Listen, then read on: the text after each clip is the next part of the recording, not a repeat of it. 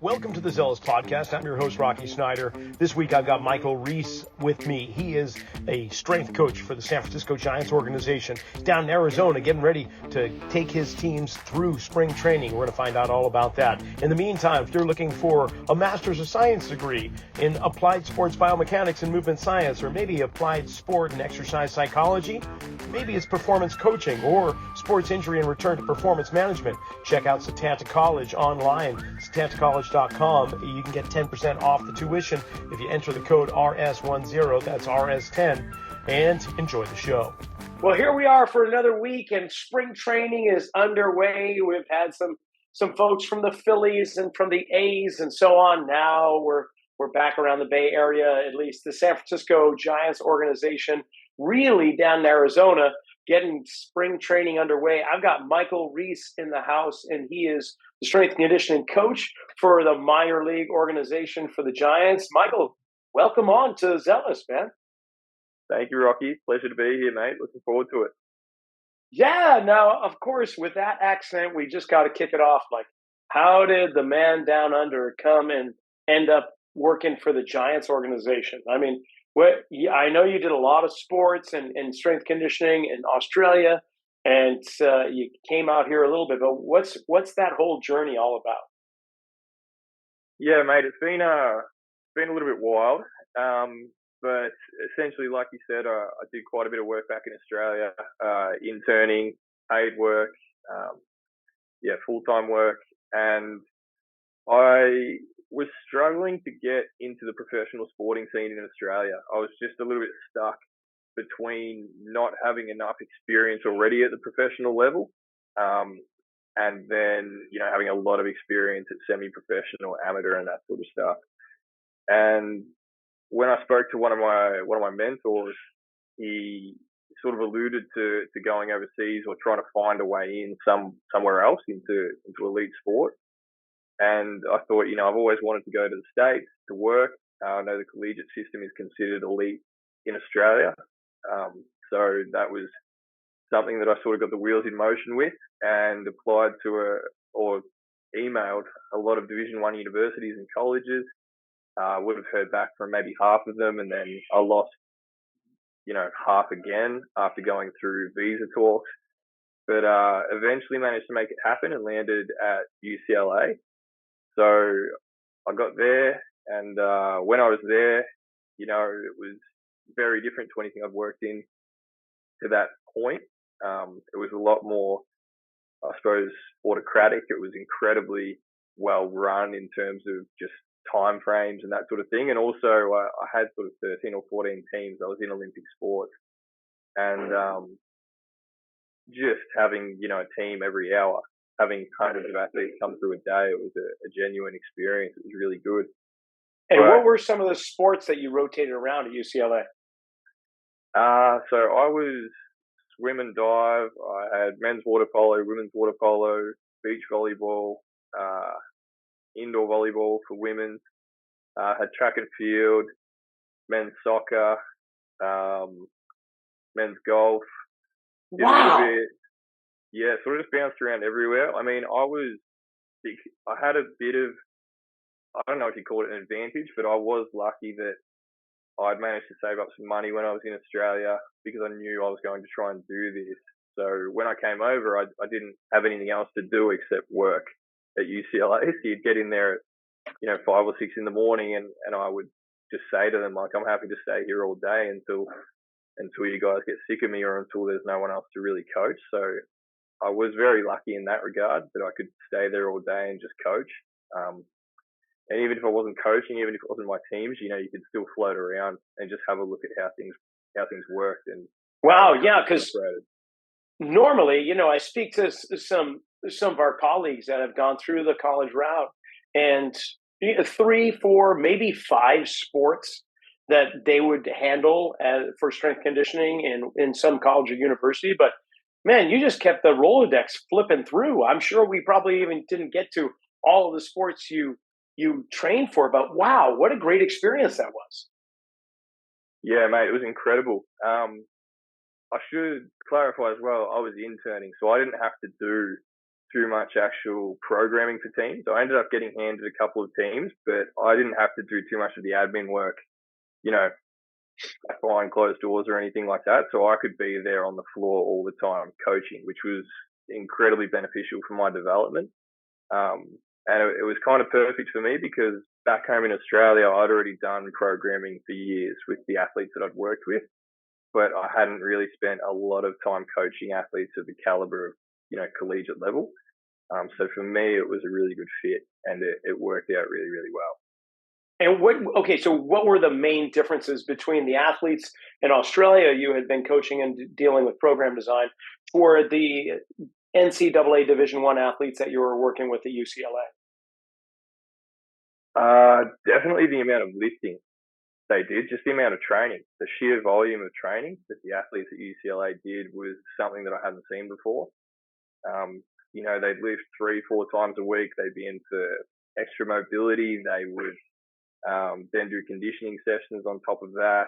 It was a constant battle, of course, for the athletic trainers and the PTs, because everything you're doing with the athletes in the weight room and out on the field and stuff like that, they're trying to rein them back in and get them ready to go the next day, or make sure they actually stay healthy and stay together. So I just hadn't seen athletes work that hard before, to be honest, and I hadn't seen them be pushed that hard day in, day out before. So it was a cool experience for sure. And I'm curious, you mentioned how hard it was to try to land a position in Australia. Why is that? Because honestly, that's the first time I've heard somebody mention that. Is it that there aren't that many positions available, or what's the deal? Yeah, I think there is definitely less positions available in Australia than over here in the States, and possibly in other countries as well, but I don't really know too much about other countries. I found as well in Australia, because my pathway into professional sport wasn't through interning in professional sport right out of university or anything like that. So I didn't really have those contacts either. I was doing a lot of, when I finally did get into professional sport, it was through a lot of just cold emailing, trying to utilize my network as best I could. But it honestly took a few years to be able to get to that point. And I had to, create a portfolio along the way. So when I finally did get the chance to sit down in front of a professional club, I had evidence of the work that I'd done and sort of my growth to that point, and how I'd operated with different teams that I'd run to that point. But a key area that I was finding I was running into trouble was I'd done a lot of interning work, even full-time work, but it was sort of at the semi-professional level. And in order to get a position at the professional level, if it wasn't an intern position, then a lot of the prerequisites or the requirements was, 3 years in professional sport already. So it was, and I still talk to a lot of university students now, and people reach out, and to be honest, they've got the same issue, because they're like, I can't get I can't get the experience if no one's going to get me in there. I can't really do it. And you can't get in there without the experience. So it's this massive catch-22. It is, yeah. So it's a little bit tough. And I look back on it now, and I think, righto, like the way I probably could have got in quicker is if I'd tried harder to intern at a professional club while I was in university or straight out of university. But some of the advice that I got early on, and I don't regret the path that I've had at all. It's been really cool, and I've learned a lot. But some of the advice I got early on was that people in professional sport like to see that you've run your own programs and things like that. So I made that a bit more of a priority to try and, find some local clubs and that sort of thing, so I could make mistakes and run my own programs and learn all about it. But at the time, I didn't realize I was sacrificing networking opportunities at the professional level, which was ultimately my goal. So it just took a little bit longer than maybe that path, I think. So this was, you're talking about the time between UCLA and the Giants, or when was this you're speaking of? Oh, sorry. No, this is my time from midway through my university degree until getting into professional sport in Australia. I see. I see. But there's a window there when I look at kind of your resume, your timeline, where you stayed at UCLA for a while, and then maybe a 2 or 3 year gap in what I saw by the time you started with the San Francisco Giants organization. So, how did that come about? Like, you worked at UCLA interning. Did that turn into a some type of paying gig or a graduate program there, or you just ran it through its course and went somewhere else? Yeah, mate, it's a good question. I didn't quite know what to put on my LinkedIn in that gap because I finished at UCLA, and while I was there, I thought, the way that I've gotten the majority of my roles to date, to be honest, all of them is through networking. And I was been working at UCLA for a couple of months, and I thought, this is actually really cool. Like, this country's awesome for one, but I thought, the strength and conditioning field over here is really, really good fun. And I thought I could definitely see myself trying to stay here, get a proper visa, and work here for a bit. And I thought, right, I need to start trying to build a network. I need to start meeting some people. So I bought a car and started traveling around the state of California and going to different sort of colleges and universities and meeting people. And it just so happened that as I was finishing up at UCLA, professional baseball happens to be looking for people at that time of year. That's just when they do all their recruiting, November, December, that sort of thing. So I applied for a few gigs. I reached out to my network that I'd formed within California, and someone happened to say, "Look, I know the guys at the Giants. If you give me a resume, I'll make sure it goes through the right channels." So the Giants got onto me and went through the interview process, did everything there, and it got to about January, and they said, "Look, we've looked into the visa, and it might take a couple of months. We're not sure if we're willing to risk it. We can't have you not be ready for spring training." I said, "Beauty, no worries." I was obviously incredibly disappointed, but said no worries. And they were honestly really good to me. They said, "Look, we like the way you interviewed. Off the record, we know a couple other clubs that are in a similar position to us. If you apply for these roles and let us know, then we'll put in a good word for you." And honestly, I took it with a grain of salt. I didn't really know these people, and I'd only spoken to them a little bit on the phone. But I applied for the roles. They said, "Yep, beauty, we'll put in a good word." And I was on the phone to another club within a couple of days. They actually offered me a role, but then it took too long to get a visa. So unfortunately, they had to renege on the offer, and I had to go back to Australia. And when I was in Australia, so that was in 2022 that I headed back there. And this is where the gap is on my LinkedIn. When I was back there, I did like a bit of consulting work. I helped a friend of mine who owns a couple of gyms actually open up another one and helped him run his clinic for a few months. I even went back to my hometown and did a bit of work there as well. I kind of just honestly cruised through that year, did a lot of professional development stuff, courses, that sort of thing, finished off my master's. And because I've been in constant contact with a couple of baseball clubs the whole time. So they were sort of saying, "Yeah, we'll give you a bell in November. We'll see if we can get something going." So I thought, all right, I'll just try and work on myself, develop, and get a bit of money coming in this year, and then we'll see what happens. I love it. I love it. Everything from your internships and from your networking for cruising up and down the California strip, so to speak, and just making it happen and reaching your hand out and just creating that network. It is a common theme for those that succeed in this industry. And even when you go back to Australia, it's not like you sat back on and rested on your laurels. You were very actively engaged and continuing to pursue the direction of your dreams. Fantastic. And so, okay, I imagine you have a visa now, and the Giants called you up and said, "Hey, you know what? We've got a spot for you. Come on back." Is that what happened? It is. Yeah, they ended up calling me in November. And they said, "How are you doing? Are you stateside?" I said, No, I'm still in Australia.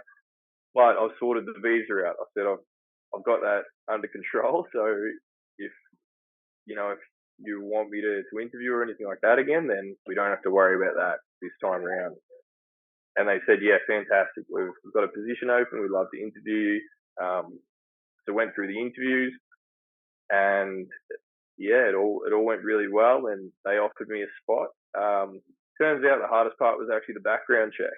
The background check for the visa was super simple, but the one that I actually had to go through just as a bit of a club policy or whatever took about 6 weeks. So I ended up coming in on the back end of spring training. There was 2 weeks to go, so it was all a bit of a blur once I got in. But once I was here for a couple of months and started to understand how everything worked, and met a few people and got a few names sorted, it's been smooth sailing and an awesome experience from there. I'm absolutely loving it. We've got a good crew here.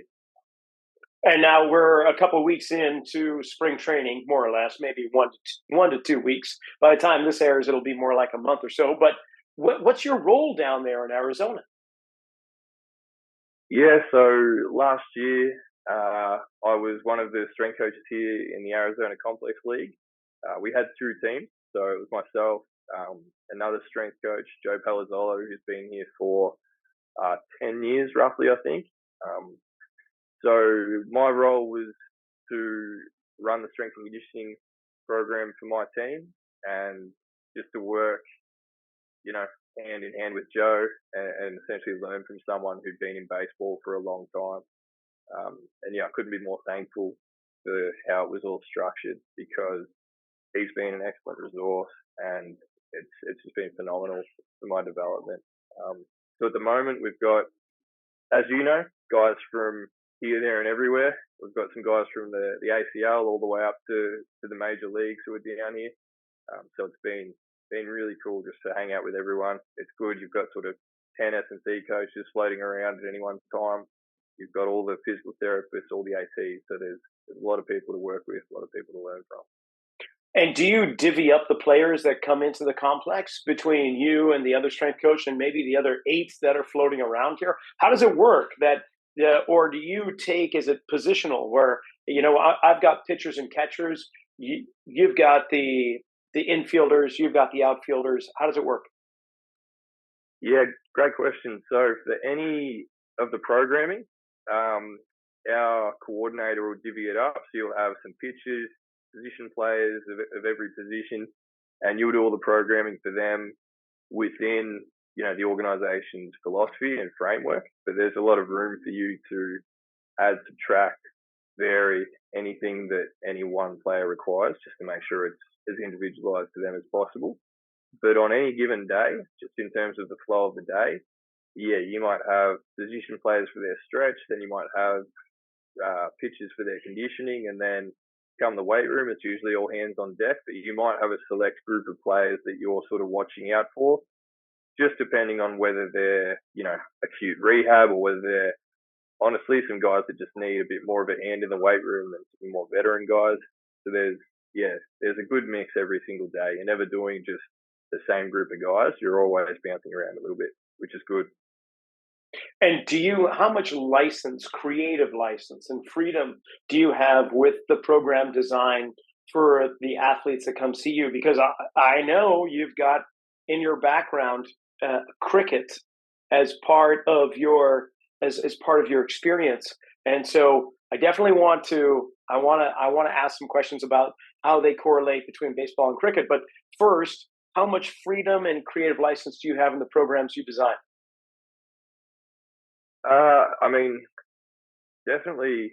Definitely more than I thought I would when I was first really into professional sport. Yeah. I was really excited when I got here, and the framework was presented to me, the philosophies were presented to me, and then once we got into the programming, how much freedom you actually had to essentially get the optimal amount of training for a guy.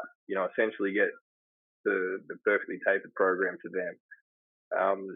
Of course, you can't just go and make changes and shoot from the hip. You have to be able to justify everything to the team and let everyone know why you're doing that and why this person may be doing this and that. And I think that's one of the best things as well. That creates discussion, that creates opportunities for everyone to learn. and potentially to figure out better ways of doing things, different ways of doing things. But the creative license is definitely there for sure. Can you provide me with an anecdotal kind of example of when that occurred, when you decided to implement some movements or concepts into somebody's program and then provided the reasoning behind it? Something that's not necessarily traditional or common. Ooh, non-traditional or common. I don't know if I was pulling anything that fancy out of the bag of tricks, but but no, I mean, if our framework, for example, is okay, we're going to lift 3 times a week, and in these lifts, one lift has to be heavy, or let's say, for example, 2 lifts have to be really heavy and one's going to be really poppy. These are going to be the key movements that we're going to use, et cetera, et cetera. And I look at that lift, or I look at that program, and I look at the data that we've got on a certain guy, and I say, righto, to be honest, this guy can already produce a lot of force. You know, this guy already rotates incredibly well, but he's not that explosive. You know, like he's just not able to actually convert all the force that he's got into output. He loses it along the way somewhere. So an example could be, I say, you know, why would I train this guy heavy twice a week and give him one poppy day when really what I need to be doing is training him and teaching him how to utilize the force he's got as rapidly as possible and minimize that energy leakage. So then you go in there and you say, righto, what's actually going to transfer best to that? You know, maybe I need to add in some movements that are going to give him or change some like musculoskeletal properties. So, you know, developing tendon stiffness, developing his ability not only to generate force in the sagittal plane, but also in the frontal plane. If we can see from his testing that he's lacking power in the transverse plane, why is that? You know, what's going on through his torso? What's going on through pelvic rotation, through that leg that's going to strike the ground first? And from there, just starting to try and break things down and say, all right, this is where we think we're finding those, like this is where we think the force is dissipating, or this is where we think we're lacking stiffness, or we're lacking the ability to actually transfer through the kinetic chain, and then using exercises to target that. And that could be anything from med ball work, like in a picture, it could be anything from med ball work, loading over that lead leg. If guys can't actually maintain proper balance and actually get enough drive from that back leg, then it's righto.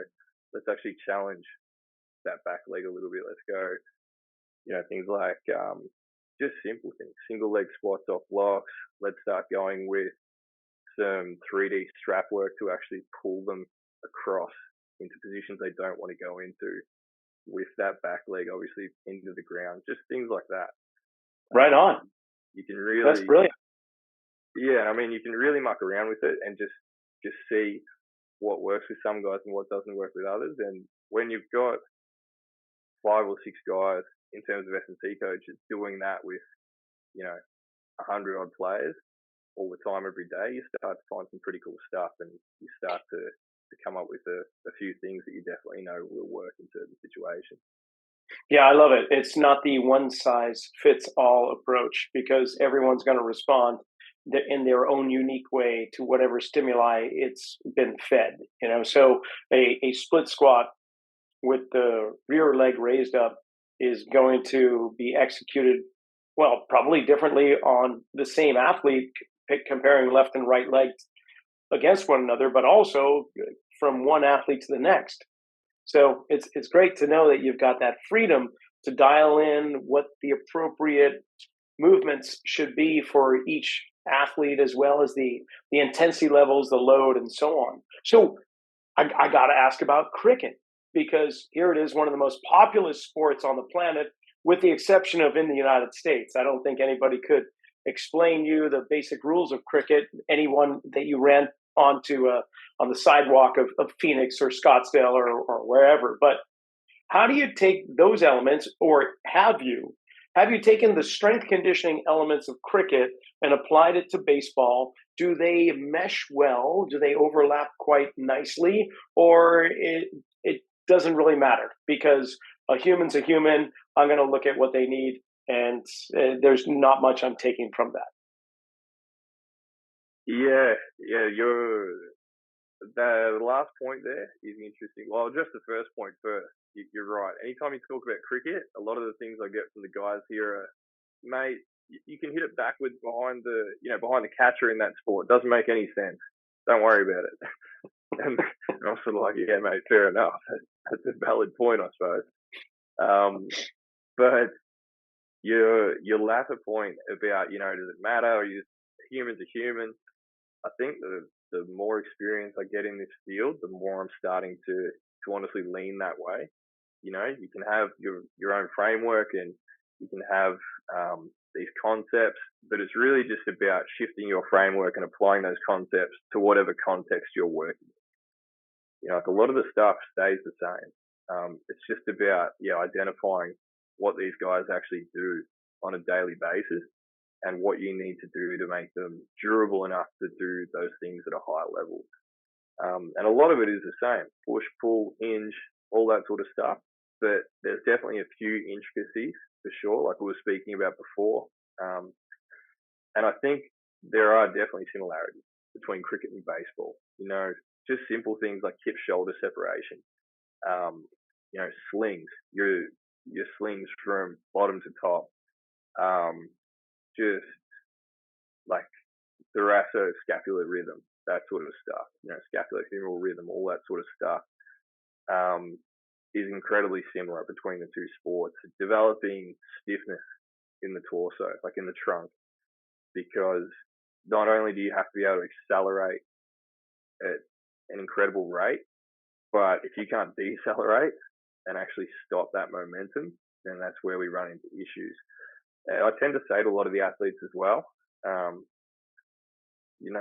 your body is only going to allow you to accelerate at a rate that it thinks you can also decelerate from. So if you're not strong in those deceleration movements and those eccentric loading patterns, then you're not going to be able to actually realize your potential. And that tends to help them out a little bit when they're doing simple things like anti-rotation, anti-flexion, anti-extension, because those ones they can feel fairly easy at times and be a bit monotonous, especially if we're working through isometrics with those things. But I find when you start talking to them about that sort of stuff, it tends to click a little bit and resonate a bit, and helps them just lock in for those simple ones a little bit more. But yeah. Well, I'm just thinking. Sorry, but you're talking mainly about a rotary athlete with baseball. They most of the time they hold on to the bat, but they do let go of the ball. So we got those things to contend with. But like to your point, the scapulothoracic, the relationship with the humerus with the thoracic, and we've got these kinematic sequences. So my question, Michael, is this: is that in the gym setting, in the weight room itself, do you look to see what areas are moving faster than they need to, and what areas aren't moving fast enough? And do you design movements, programs, or just right there in a specific exercise that is going to address those things, where the things that are moving too slowly, I need to encourage more speed through there, and this area is overtaking it and moving way too fast, putting tremendous strain on the soft tissue. We think of Tommy John and rotator cuff as well. Like, how do you play around with the kinematic sequencing in a resistance training setting? That's my question. Yes. Yeah. Short answer is yes. I myself, I can watch the game, and I'm getting better at this the more exposure I have to it. But I can watch the game and say, you can see a guy and say something looks a little bit funky. But I can't quite pin down what that is a lot of the time at the moment. I can see it and I'm like, you're sort of trying to work it out. But that's where, collaborating with the team around you is incredibly vital. And I lean on that a lot. And when I say the team around me, I'm talking specifically with pitching and hitting coaches now, because they can see it straight away. Like they usually know what's going on, especially with pitches. That's where, because they're in control. They're the ones that people are reacting to. The hitters are a little bit different because there's so many different variables, so many different constraints placed upon them. They're just trying to get into the best spot as quick as possible. So it's a little bit harder to work on specific mechanics with them. What I'm trying to do with them is just give them everything that they need, to give them all the tools to be able to get into those spots. So if the hitting coach says, for whatever reason,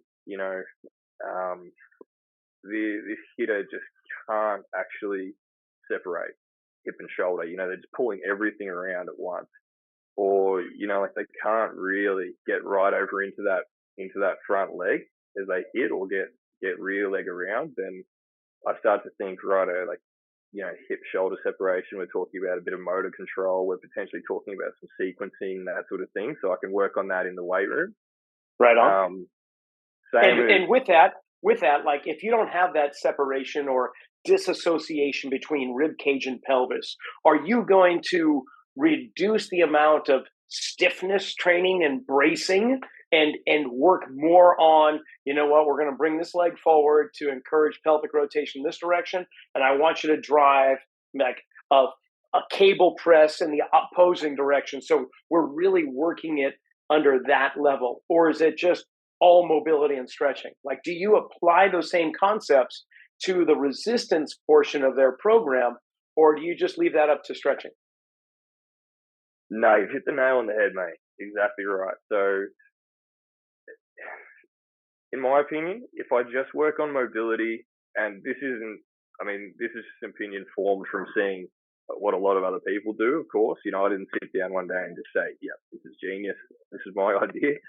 But just seeing it from a lot of other people, and what I've taken from them is I can mobilize tissue as much as I like, but if I don't then provide load to that tissue and do it consistently, then the body is not going to adapt to that new range. I might have it acutely for a little bit, but in order to actually get new usable range, then we have to definitely load the tissue in that new range and strengthen the tissue in that new range. So you're exactly right. I'd try and hit it from a few different aspects, and one would be to mobilize it. The other one would be to definitely do loaded movements through that new range. And to be honest, the first movements I would probably do would be try and get end range isometrics. So open up new range and then get as far into that new range as I can and start to try and develop isometric strength there. So ideally over time, it builds the strength of that tissue right at the end, and I can actually start to use it concentrically. So in essence, like eccentric loading to the end range and holding into an isometric position is what you're saying. Correct. Except before I even do eccentrics, I'll probably assist someone, or like they'll assist themselves to get into that end range.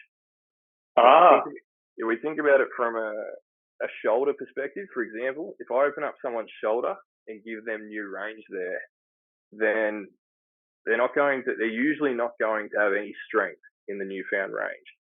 So what you can do is you can get them on a band, a Kaiser, anything like that, or I can just help them, but just get them to actually pull the weight back into that new range and then just hold there and literally just develop end range isometric strength.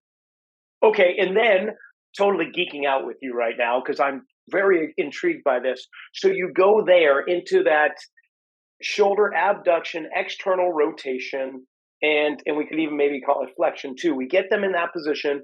You give them that isometrics. Now, simultaneously, we should see that if we follow this kind of movement pattern, we should see rib rotation in one direction. So then do you go from the shoulder, and now I'm going to put that rib cage in a position at that end range, and I'm going to work on that. Now, simultaneously to that arm cocking back for the throw, the rib cage rotates that way. I want to put the pelvis in the opposing direction of rotation to its end range, and I'm going to work isometrics there.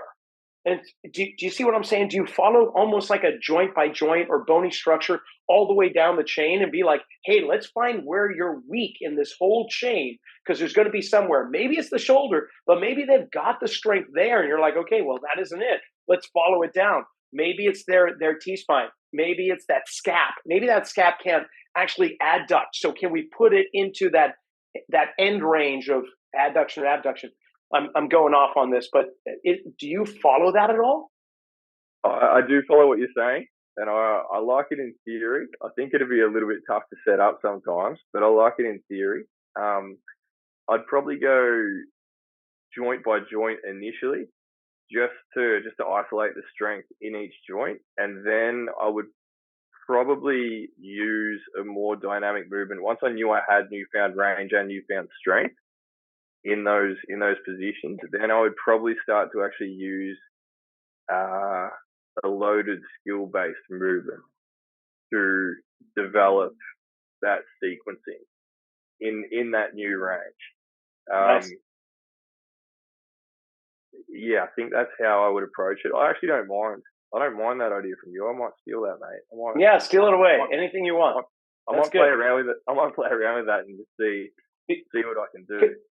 Because what I've found is that the unconscious mind is creating strategies of force production and movement all the time, and it has to contend and negotiate with previous injuries and episodes and everything else that the body's experiencing. So where we may find a restriction in separation, maybe that thoracic pelvic relationship, the rib cage and the pelvis, isn't wanting to go through this separation. But maybe that's the strategy that the brain is using to reduce the amount of impact and force generated through some other area of the body. So let's just say they had some torsion on their knee.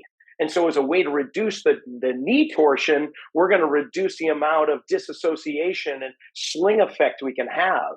So it just starts you on this treasure map, this hunting down of the underlying culprit here. Sometimes X marks the spot, and if we get that disassociation to occur, everything's just as glorious as can be. But other times you get that separation, you're like, that just didn't hit it.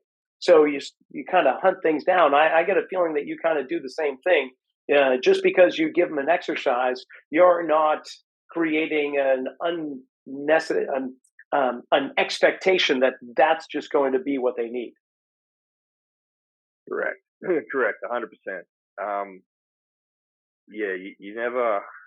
Well, not you never, but I try never to speak in absolutes. This will sort out this. If they say, if someone comes up to you and says, we can't do this, or this athlete's struggling with this, I'll really try to avoid saying, yep, do this, that'll fix it. Because you're right, it's always exploration. So it's always, okay, this is what we need to achieve. We can't do this at the moment. Why is that? And let's start brainstorming ideas of why that is. And then let's start trying to tick off some of these and try to hit some of these spots and see what actually works. It's interesting. I was having a conversation the other day with our strength and conditioning coach for the rehab side. And he was saying a similar thing. He's got a number of pitches in rehab, and he tries different things with each one of them sometimes before they throw, because he knows what they're flagged for. He knows what he's trying to achieve, and our pitching rehab coordinator and whatnot know what they're trying to achieve. So he'll sometimes say, righto, what am I looking for here? Okay, here's some exercises that might help that. And then they'll see what happens in these throwing sessions. They'll just plug and play and see what works, see what doesn't. And a lot of the times, it is just through experimentation and just through trying to actually come up with some solutions. And then the only way to find out is to test them. You're right. Yeah, assess and reassess, right? Correct, exactly. And sometimes you're right. You might think it's this area that's affecting it, and you go to work on that area, but for some reason you still can't get what you're looking for. Similar to what you said before, it could be a different area of the body that's actually the subconscious mind is not allowing an athlete to access what they want to access, because it knows if it goes into that position or goes essentially goes into that position, then it could be compromised. Yeah, I mean, it may be seemingly innocuous as the ability for the big toe joint to dorsiflex properly, and if I have a player or person who is restricted in that big toe joint, they are going to have a hard time extending through that same side hip, and therefore they're going to struggle landing and loading on the opposite leg, and that could set up a whole cascade of events just based on that. And next thing you know, their rotator cuff is really taking the toll because the bigger muscles that should be decelerating, like the glute hamstring complex on that forward leg, can't properly load and decelerate because they have a hard time getting off that big toe. So it's those kind of things that are like the puzzle. It's just fun to do a puzzle. Now, I recently had on one of your colleagues down there, Tom Battaglia. He's one of the physical therapists. And how much do you work with the PTs and the athletic trainers on a regular basis when spring training is going on? Yeah, I mean, Tom's a legend, by the way. Very good fella. New dad. So good on him. Yeah. He still hasn't had me around for a pool party yet, mate, but I won't hold that against you. But we work hand in hand with those guys every single day. Yeah. So Mitch Kirchhoff, who's our strength and rehabilitation coach, he'll work hand in hand with the PTs a lot more than I will. He'll work with them literally every day, meet with them every day, make sure that they know where guys are at, make sure that they've got the most up-to-date plan for guys, because if we're operating on a criterion-based, rehab plan, then things are literally changing every day. Guys are progressing quicker than you thought. Some guys are progressing slower than you thought. So it's a constant collaboration to make sure that we're trying to get guys in the right spot. I'll occasionally work with the PTs just depending on who the player is and whether it's an acute rehabilitation or not. So usually I'll work more with the acute ones than the actual long-term ones. That'll definitely be more of Mitch. And the ATs, yeah, we meet with them every day. Make sure that we're across the board with everyone at the moment in camp, but in season it would just be the team. Make sure you're across the board with everyone in the team. Flag anything that's going on. Yeah, it's I love it. Like, I mean, that's the way that. And what specifically? What are the things that you love? Like, or the whether it's the cases, the type of athletes that you're working with, or what is it of your position that is the top? Like, this is the stuff I really love. Oh, mate, it's I mean, there's a lot. Yeah, there's a lot. I mean, for me at the moment, it's when guys go up. When guys head off to affiliates, that's the thing that definitely brings you a lot of joy, because they've grinded it out. They've battled away, and then they sort of get their shot, and they get to go and see what they can do. So that's been really enjoyable. I also just like growth in general. Last year I saw so much growth in so many guys in terms of their knowledge of their own body, their knowledge of how to be a professional athlete, how to create routines that work for them, how to actually just take care of their own stuff. They don't need someone saying, what do you got now? What are you doing today? What's this? What's that? They just know. They'll come and tell you. They'll start coming telling you, being like, yep, I've got this, I've got this, I've got this, and then I'm going to do this. And you're sort of like, beautiful, mate. We'll see you when we're looking at you. But yeah, that sort of stuff's been really enjoyable to watch. Seeing them win a game or two here and there is always fun as well. But yeah, that long-term stuff is really cool. And then in regards to your own influences professionally, right? Where do you get your information, or who or what have been the main influencers for your career? Um, yeah, that's a good question. I mean, I try to use a few different resources. I do a fair bit of reading and definitely listen to some podcasts here and there. I also I used lecturers in university early on, to be honest, Really? which was a bit of an eye opener. Yeah, one day I don't know what I was doing, but I was staying late in class for some reason. I wasn't in trouble, but I don't know what I was doing. And I just started talking to my lecturer, and I said, I don't know what I want to do. You know, I'm 2 years into this degree, and I still don't know what I want to do. And he was like, well, you should probably get out there and start doing something, and then you'll figure out what you want to do and what you don't want to do. And I sort of went, what do you mean? How am I meant to do that? And he said, righto, get an A4 bit of paper, and you and I will write down who you know right now. And I sort of said to him, I said, mate, I don't know anyone. he said, well, you know me, and I know a few people. So we started drawing that out, and then, you start going, well, I know this person. And in a couple of months, I had 5 different placements or internships, and was sort of bouncing all around the surf coast there, working at different places. So that was, I mean, and then from there, I obviously continued to utilize that that method. So, Love it. met a few people along the way and stayed in contact with them and would bounce a lot of questions off them. And that's been something that's been incredibly helpful for me. I also think just a couple of guys, when I was sort of going through university in Australia, they were fairly prominent on social media, and I used to have a look at a lot of the stuff that they did and just try and utilize some of their ideas and develop some of my own frameworks and concepts based off that.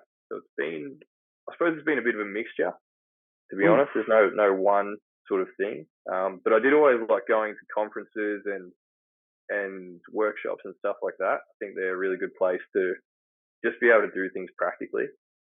Certainly. Yeah, and so let's say you've been with the Giants organization for a few seasons. Are there other sports that you would want to pursue, more or less doing the same thing?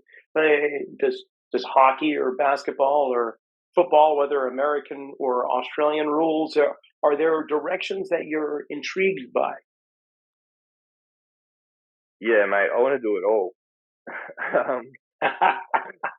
Honestly, yeah, I would love to work in every sport and just see what it's like, and just experience all those different opportunities. But if I had to choose and pick a couple, I think I really enjoy the idea of working in snow sports or surfing.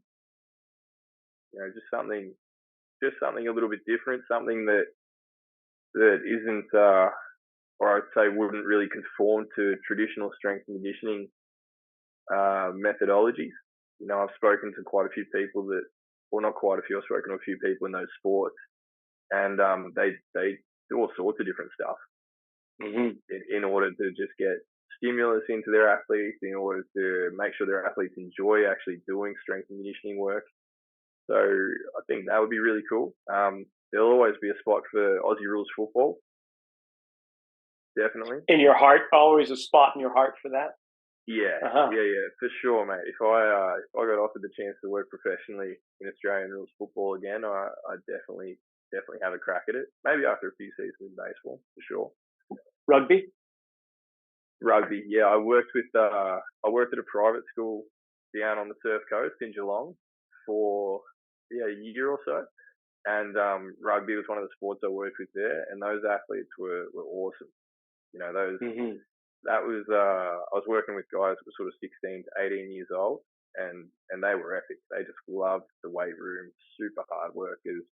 They're tough as nails. They're rugby players, and they were actually pretty funny. The school required them to play sports in both summer and winter. So rugby was your winter sport, and they all wanted to get huge, of course. So in the winter, they signed up for table tennis and would play table tennis. So they'd lift weights every day of the week, or every second day, and then they'd go to table tennis practice and burn 10 calories. they thought it was elite. So, and so did I, to be honest. They were all growing, so it was good. That's great. All right. So if people want to just follow your pursuits, do you have some social media sites? Do you do Instagram, or of course we connected on LinkedIn. I'll put that connection in the descriptions, but anywhere else? I actually need to get a bit of a professional Instagram going. I don't have one yet, but I'm definitely keen to get one going just to try and once again expand the network and share some ideas and see if I can learn some things from other people. So stay tuned for that. But I think LinkedIn's the best one for me at the moment. So just Michael, Michael, Rheese, Rheese. Should be the easiest way to find me there. And okay, now the last question I'm going to ask you, Michael, is you're in Arizona and the summer is coming. And are you there because it reminds you of the outback and it's just a nice connection with the hottest place on the planet, or what? Are you enjoying the heat? Mate, I don't mind the heat.